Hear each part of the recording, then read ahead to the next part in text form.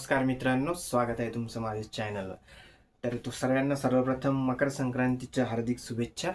तर मी आज तुमच्यासाठी एक नवीन व्हिडिओ घेऊन आलो आहोत. तर टॉपिक आहे हेल्थ इन्शुरन्स. हेल्थ इन्शुरन्स काढायचा असेल तर नुसता तो काढायचा म्हणून काढायचा नाही. आपल्याकडे पैसे आहेत आणि काढून घ्या. त्याच्यामागच्या टर्म्स अँड कंडिशन हे तुम्हाला माहिती पाहिजे.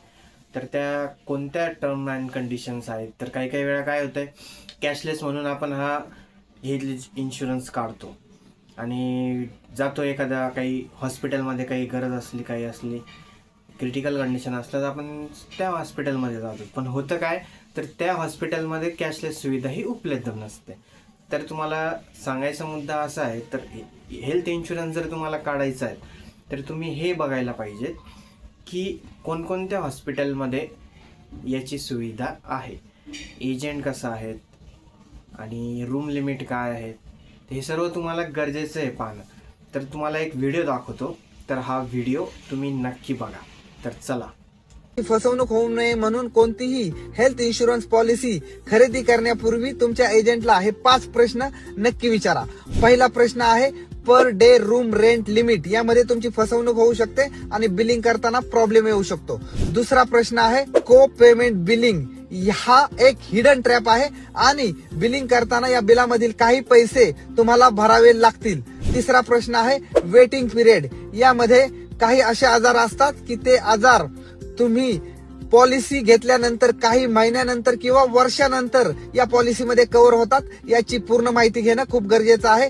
चौथा प्रश्न आहे प्री आणि पोस्ट हॉस्पिटलायझेशन. यामध्ये तुमची फसवणूक होऊ शकते आणि यासाठी तुम्हाला याचे दिवस किती आहेत आणि यामध्ये डॉक्टर ट्रीटमेंट तसेच मेडिकेअर आणि लॅब चार्जेस कव्हर होतात. पाचवा प्रश्न आहे डे केअर प्रोसिजर. यामध्ये तुम्ही हॉस्पिटलाइज झाल्यापासून पहिल्या 24 तासाच्या आत तुम्हाला जे इमर्जन्सी ट्रीटमेंट किंवा तुमची सर्जरी करावी लागती, ही यामध्ये कव्हर आहे किंवा नाही हे नक्की चेक करा. पहिला व्हिडिओ कसा वाटला, तर ह्या काही काही गोष्टी आहेत आणि अजूनही भरपूर असं टर्म कंडिशन आहेत जे तुम्ही वाचत नाहीत आणि फॉलो नाही करत. तर सर्वांना विनंती आहे, जर हेल्थ इन्शुरन्स तुम्हाला घ्यायचा आहे तर व्यवस्थित त्याच्या टर्म्स अँड कंडिशन तुम्ही वाचायच्या आणि त्यानुसारच तुम्ही हेल्थ इन्शुरन्स हा बाय करायचा आहे. हा फायद्याचाही खूप आहेत, पण व्यवस्थितरित्या जर तुम्ही तो वाचून किंवा त्याची माहिती घेऊन जर बाय केल्यास तो आज अधिक तुम्हाला सुविधा पोचवणार आहेत. तर असेच नवीन नवीन व्हिडिओ पाहण्यासाठी आणि महत्त्वाच्या गोष्टी पाहण्यासाठी आपल्या चॅनलला फॉलो करा, सबस्क्राईब करा आणि शेअर करायला विसरू नका. नमस्कार मित्रांनो, धन्यवाद.